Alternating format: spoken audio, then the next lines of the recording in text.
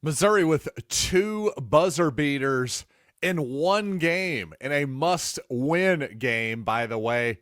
What an incredible finish. Let's talk about it and another portal player to watch on the football side right now on Locked On Mizzou.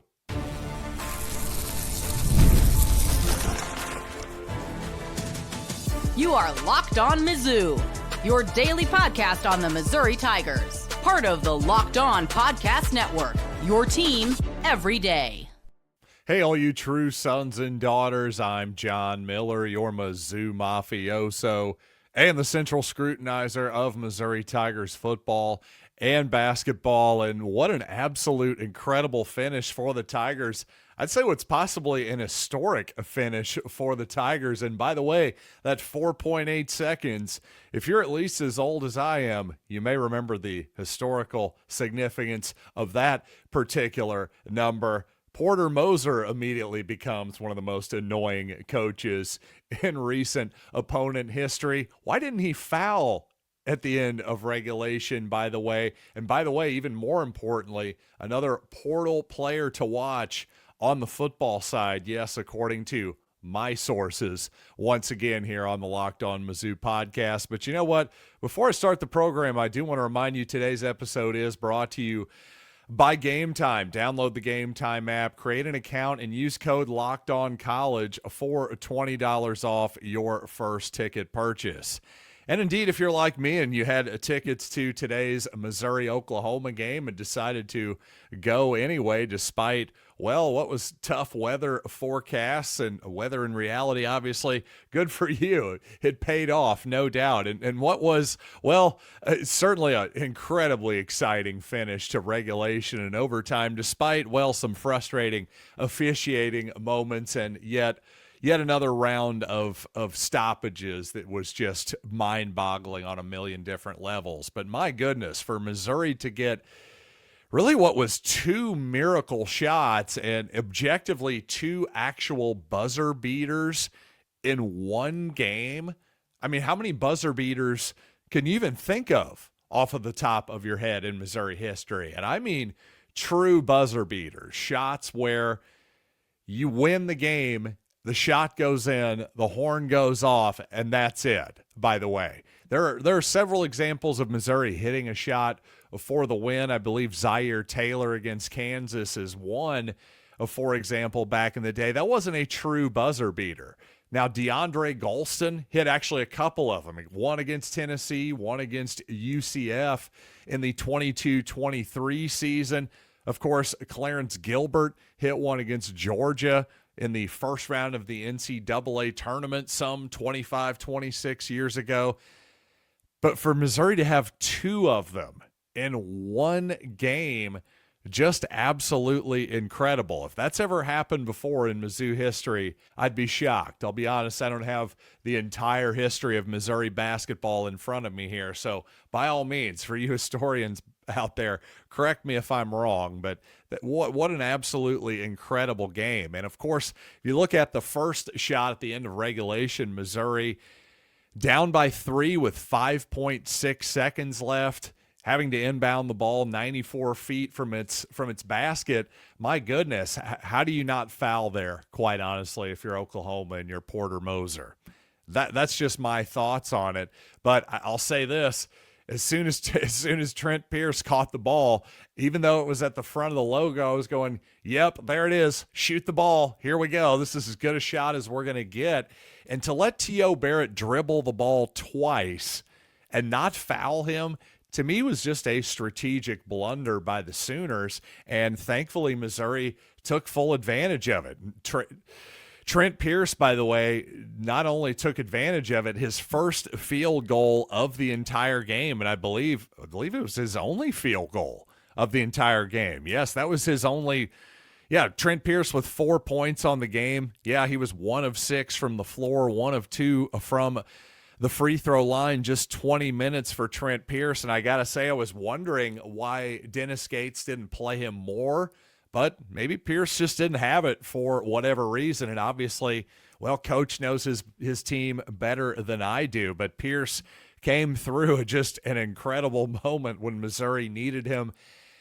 at its most, at the most desperate moment of the game. And by the way, a desperate moment in the season for Missouri, too. If the Tigers had lost this game, you might as well have just packed it in terms of thinking about March Madness. It's still, I would say, an outside chance to make the field of 68 for Missouri at this point. But if Missouri had lost this game, you could forget about it, because I was looking at this homestand, these two games against Georgia and Oklahoma, as an opportunity for the Tigers to make hay while the sun shines. Well, if the Tigers had gone 0-2 there, good luck. The season would have basically been over at that point. So Trent Pierce, Mark Mitchell obviously saved the season. They really did. I mean, that's not an over-exaggeration. And then, by the way, there was a moment in overtime, Missouri down 2. Tigers get a stop. I have to say, I didn't love Missouri using its last timeout with 34 seconds left. I actually liked the offensive lineup we had out on the court.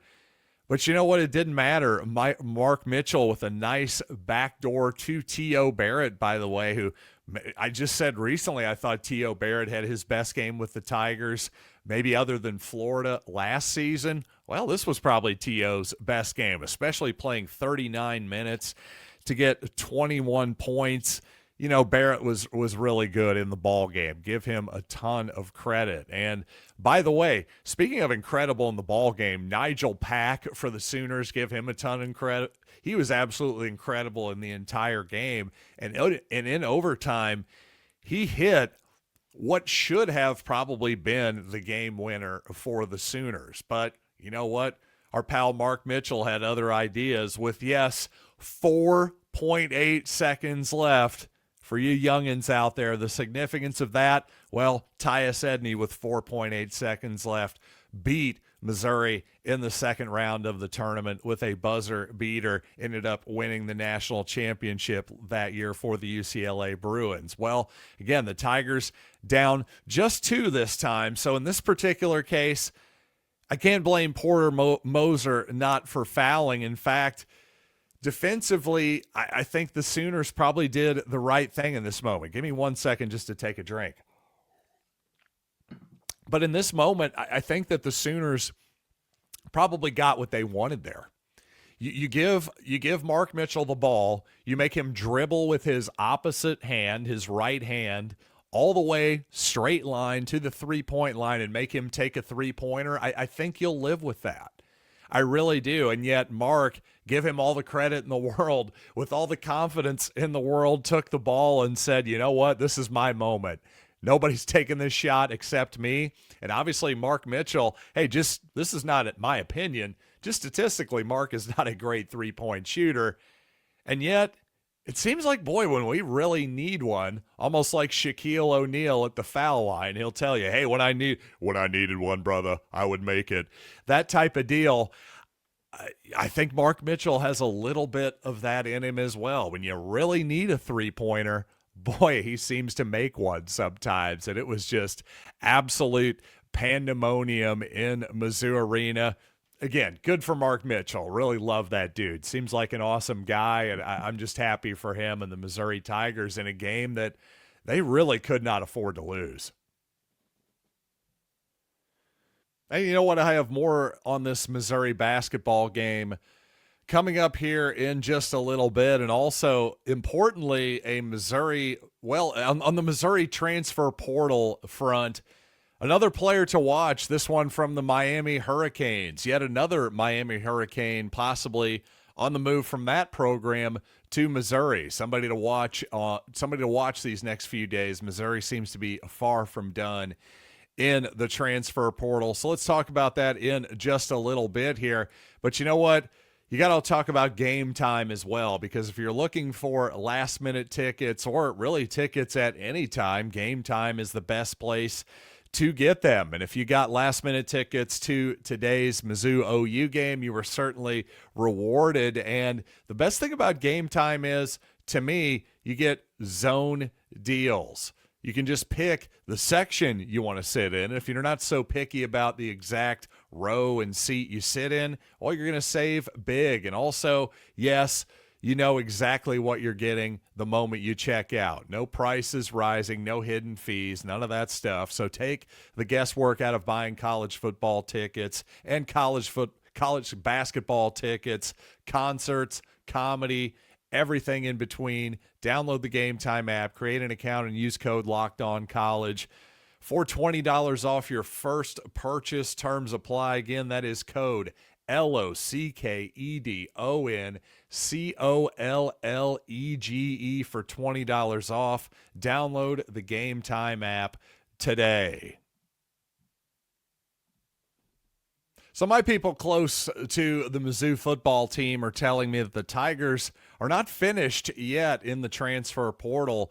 And one person to keep an eye on is Bobby Washington Jr., a Miami Hurricanes linebacker. And not only is he a former, well, I shouldn't say former, I guess current Miami Hurricane, but also from the Miami area as well as many new Missouri players are, including Austin Simmons, by the way. So, again, Bobby Washington Jr. of the Miami Hurricanes, a linebacker, somebody to keep an eye on there. Missouri, again, seems like it has plenty of ammunition left to finish strong in the transfer portal. And unfortunately, Porter Moser maybe didn't finish that strong for his team today. And my goodness, that guy is immediately a little bit unlikable, isn't he? One of the more whiny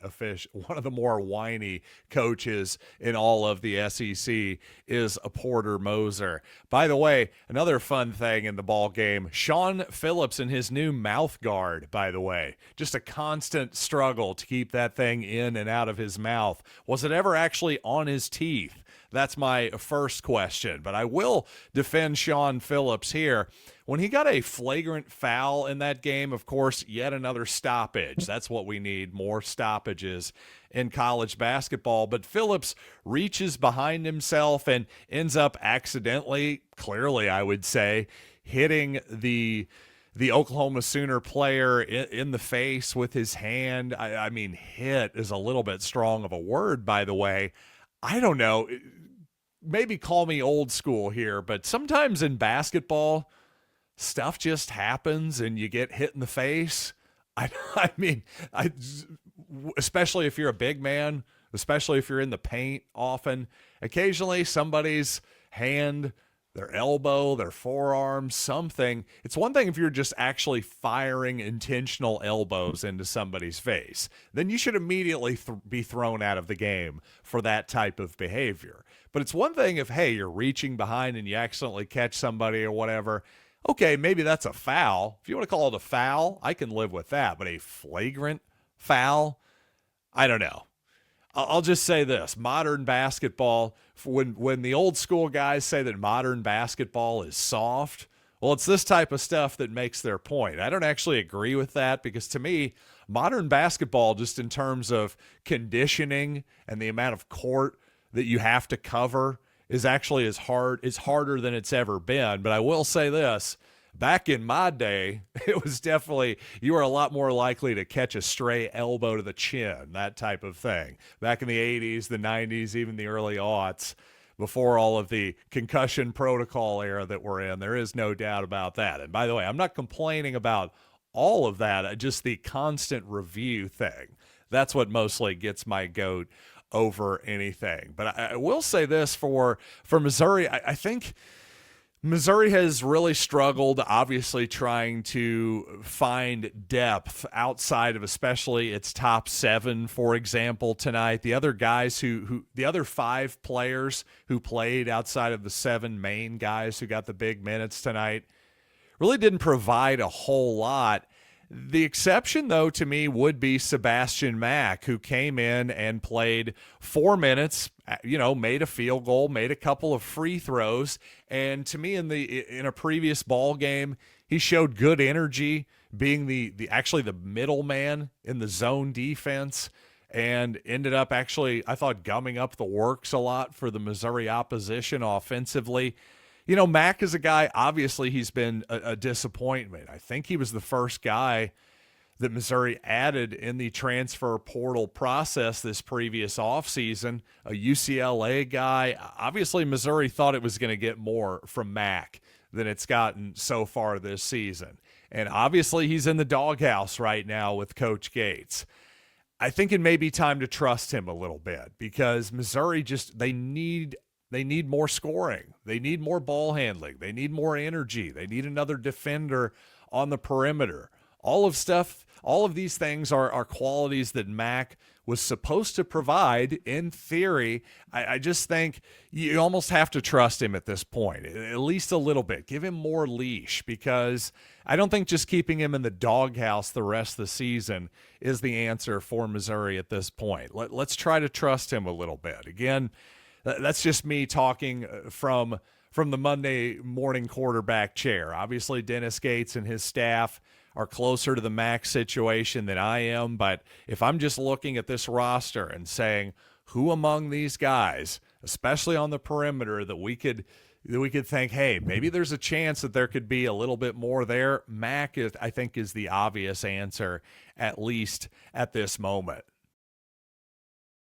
And obviously, just to close it out here on the show, it's tough for Missouri to win any basketball game where the Sooners, well, they shoot 44% from downtown on 27 attempts.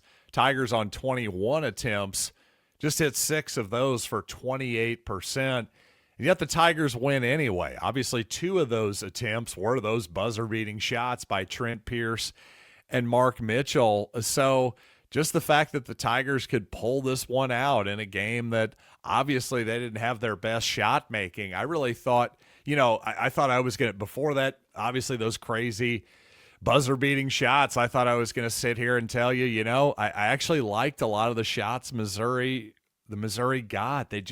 Their shot making just wasn't good enough. And then all of a sudden, when they really needed it the most, suddenly Missouri's shot making went from below average to ridiculous, especially that logo 3 by Trent Pierce. My goodness.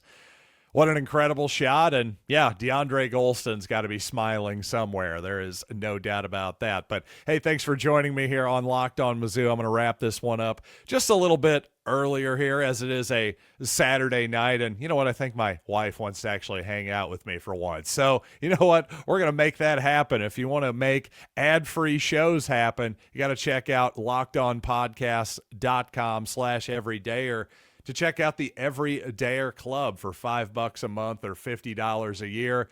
You can not only get ad-free audio of Locked On Mizzou, but you can also get access to our Locked On Discord feed, which means you get to chop it up with me and all of our different Locked On hosts. It's a good time, let me tell you. So check it out. Again, click on the link in the description of today's podcast. So until next time, I am John Miller. Thanks as always for listening to Locked On Mizzou.